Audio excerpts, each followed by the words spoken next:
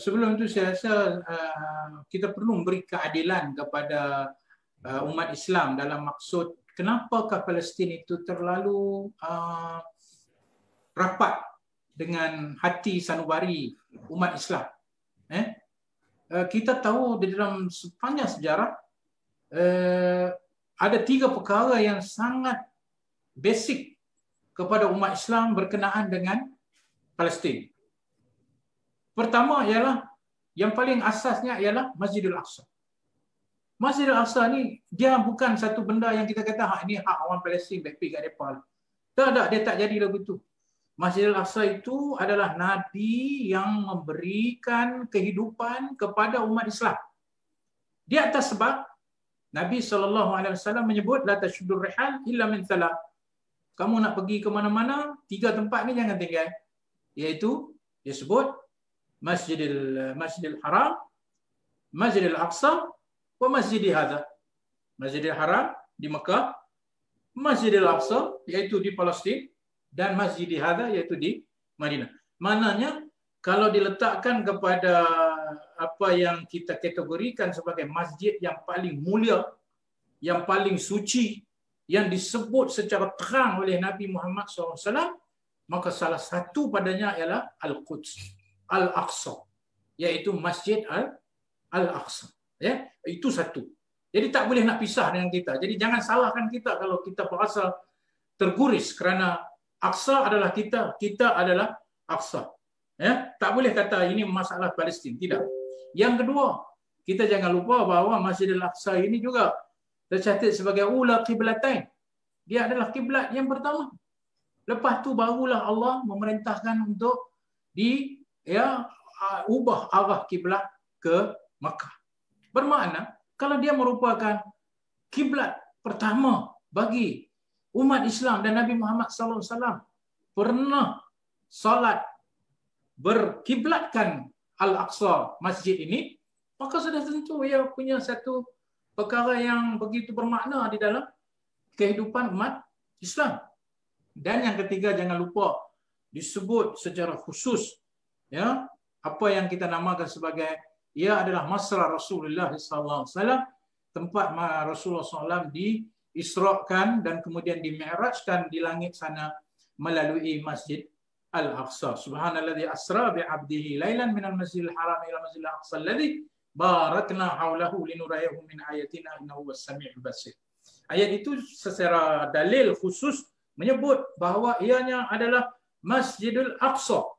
Ya, yang itulah yang hari ini mencetuskan kemarahan umat Islam. Apabila Masjidil Aqsa ini dia duduk di timur Jerusalem, dulunya di bawah Jordan, kemudian ditawan oleh Israel dan mereka hari ini menguasai sebahagian besar daripada East Jerusalem ini ataupun Jerusalem Timur ini, yang mana mereka mau, macam Dr. Mai kata, akhirnya kemuncaknya dia nak tawan Masjidil Aqsa itu. Dia nak kuasai Masjidil Aqsa, sedangkan perjanjian antarabangsa menyatakan bahawa Masjidil Aqsa ini adalah di bawah Palestin. Masjidil Aqsa ini adalah di bawah Palestin, dan mereka daripada kalangan orang Yahudi boleh tidak disekat. Mereka ada dia punya bahagian yang dikata the Wailing Wall itu, yang mereka kata tembok nangis tu. Mereka boleh beribadat di situ. Mereka boleh menggunakan apa saja keperluan mereka di situ.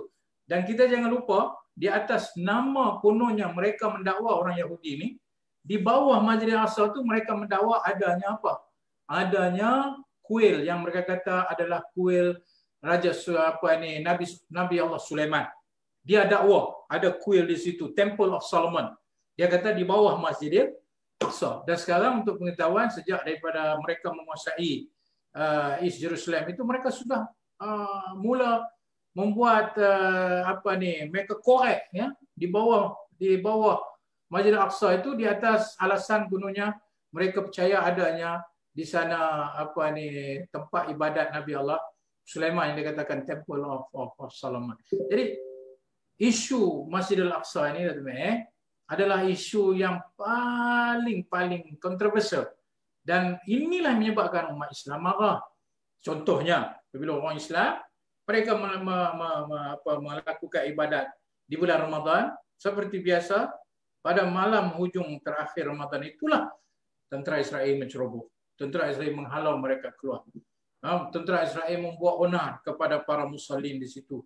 Di atas alasan bunuhnya ini mereka nak tangkap Hamas lah dan sebagainya. So Aqsa dijadikan pertaruhan di sana dan umat Islam tidak boleh duduk diam. Sebab ini adalah satu hak yang umat Islam merasakan mereka adalah sebahagian daripada Al-Aqsa. Dan Yahudi tidak akan berpuas hati, Zionis tidak akan berpuas hati sehingga mereka menguasai Masjidil Aqsa. Dan untuk pengetahuan yang kata penempatan Syekh Jarrah tu, ini semua yang dekat-dekat dengan Jerusalem Timur semua itu, di situlah yang mereka hari ini sedikit demi sedikit mereka menghalau keluar secara orang kata sistematik menggunakan undang-undang.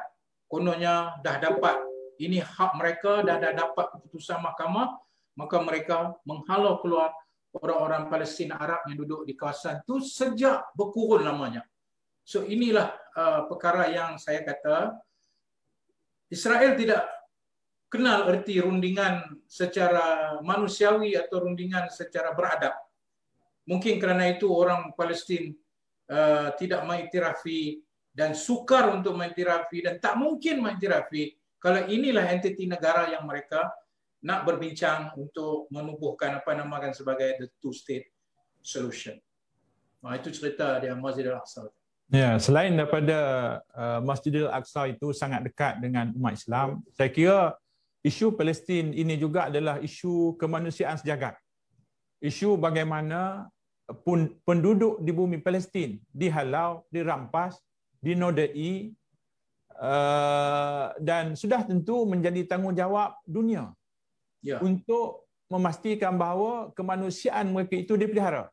Jadi saya kira kedua-dua yang universal ini menjadikan akhirnya isu Palestin ini adalah isu dunia, bukan isu di tempat kita saja tetapi menjadi perhatian seluruh dunia. Pandangan yang bermakna. Pastinya tepat sekali apa yang diutarakan oleh Dr. Me'er. Kerana yang saya sebut tadi, sebagai kita umat Islam, kita punya sejarah, kita punya cerita dia, dan kita ada naratif kita yang kita anggap itu sebahagian daripada kepercayaan kita. Dan ini perlu dihormati oleh orang lain dan mereka pun tak nafikan ianya satu kebenaran dalam fakta sejarah. Tetapi kita kena juga ajak orang untuk berfikir. Ia juga bukan soal umat Islam saja. Kalau kita berbicara tentang soal perjanjian, contohnya, kita bercakap tentang perjanjian. Pada tahun 1947, ketika diberikan saranan oleh United Nations tentang two-state itu sudah jelas diberikan kita kata bahagiannya yang dikhususkan. 53% untuk State of Israel, bakinya itu adalah untuk Palestin.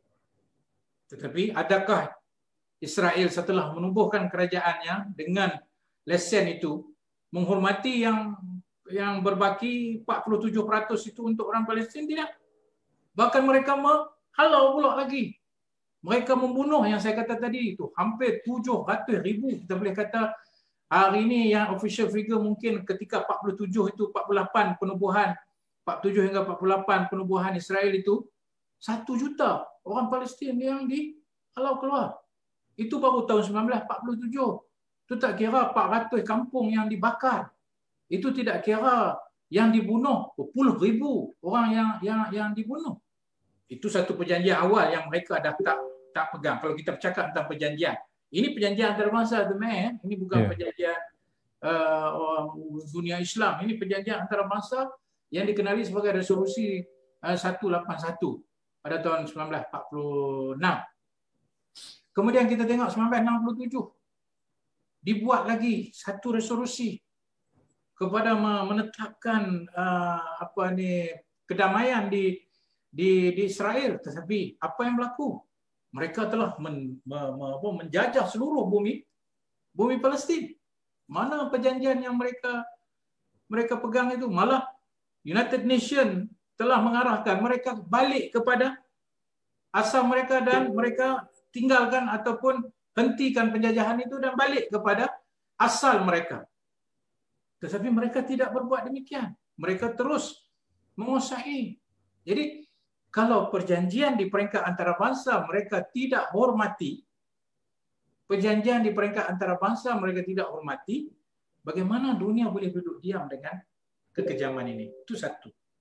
Yang kedua tentang kemanusiaan. Kita terus bercakap lah. Kalau saya orang Islam, mereka akan non-Muslim akan kata, yalah kamu orang Islam, mestilah kamu marah. Sebab yang kena ni orang Islam. Baik. Kita terus cakap baik itu. Kita bercakap tentang kemanusiaan. Kemanusiaan daripada 1947 yang saya cerita tu, bunuh orang, halau orang keluar, ugut, rosakkan ladang-ladang orang. Kemanusiaan apa ini? Itu tak cerita tahun 67. Mereka meluaskan lagi mereka punya jajahan. Itu tak termasuk mereka tawan Gaza, mereka tawan tebing barat, mereka tawan Jerusalem Timur. Mereka tawan dengan kekejaman. Itu tak termasuk hari ini. Walaupun Gaza itu, saya kata bukan 100%, Palestin hanya dapat 53%. Itu dikepung. Land and sea and also darat. Tak boleh buat apa, kena kepung. Nak masuk mesti melalui mereka. Kecuali daripada Sinai, Rafah yang daripada Mesir. Itu pun mereka tekan Mesir. Ya, supaya jangan buka apa dia punya batasan dan sebagainya. Jadi, di mana kemanusiaan itu? Air tak dapat. Dan di tebing barat, keperluan air untuk pertanian yang orang Palestin dapat yang tanah tak subak. Yang orang Yahudi dapat tanah yang dipanggil land sea. Land sea ni C ni ABC, dia ada C ni yang paling fertile, yang paling subur. Semua air semua pergi kat situ, dan yang orang Palestin dapat air untuk mereka minum dan pertanian mereka yang sudah dicemari daripada parit-parit, daripada bahan-bahan buangan, itulah air yang mereka dapat. Electricity tu usah katalah. Ya. Tak cerita lagi tentang kanak-kanak yang sepanjang kita kata pembantaian Israel kepada orang-orang Palestin, kanak-kanak yang menjadi mangsa tak pergi sekolah, kemudian kadar kemiskinan paling rendah, kemudian kerosakan di kalangan para remaja oleh kerana tidak ada pendidikan dan sebagainya, sengaja disusun atur begitu rupa untuk merosakkan orang-orang Arab Palestin ini. Jadi, saya bercakap kepada orang bukan Islam. So, saya cakap ini tak ada kena-mengena dengan kepercayaan. Ini kita bercakap tentang kemanusiaan. Ini kita bercakap tentang keperluan asas. Ini kita bercakap tentang infra asas. Pun kerajaan haram Israel telah menafikan semua itu. Di mana kemanusiaannya kalau begitu? Jadi inilah saya maksudkan. Isu Palestin, kita perlu keluar daripada sekadar menyatakannya hanya adalah isu umat Islam.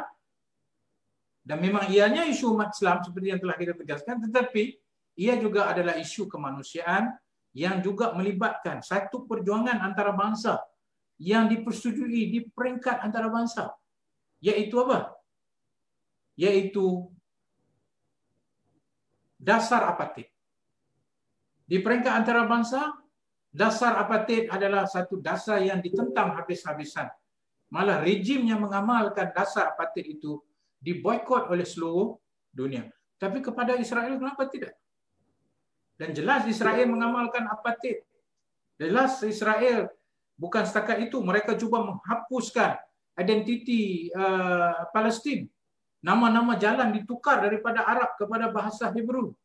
Ya, dan orang-orang Palestin, dia ada satu undang-undang akta yang dengan jelas menyebut tentang mereka bukan rakyat yang akan mendapat hak yang sama. Dari segi mereka ini tidak ada hak mereka. Jadi maknanya, kalau kita bercakap tentang negara apartheid yang ditentang oleh seluruh dunia, dan kita tahu negara apartheid terakhir yang ditentang dan diiktiraf kemudiannya jatuh ialah South Africa, dulunya sebagai Zimbabwe. Hari ini kita kata dah habis dah apartheid. Tidak. Apartheid yang paling besar wujud di negara Israel dengan akta dan undang-undang yang jelas mendiskriminasikan orang-orang Palestin, jelas menimbulkan kebencian, jelas menimbulkan permusuhan, dan ini sangat bertentangan dengan perjanjian di peringkat antara bangsa. Jadi saya rasa macam Dr. Mek kata, ia bukan saja isu orang Islam, tetapi dia adalah isu kemanusiaan yang seluruh dunia perlu bersolidariti dengan Palestin atas nama kemanusiaan yang telah dicerobohi, yang dilanggar oleh rejim Israel hari ini.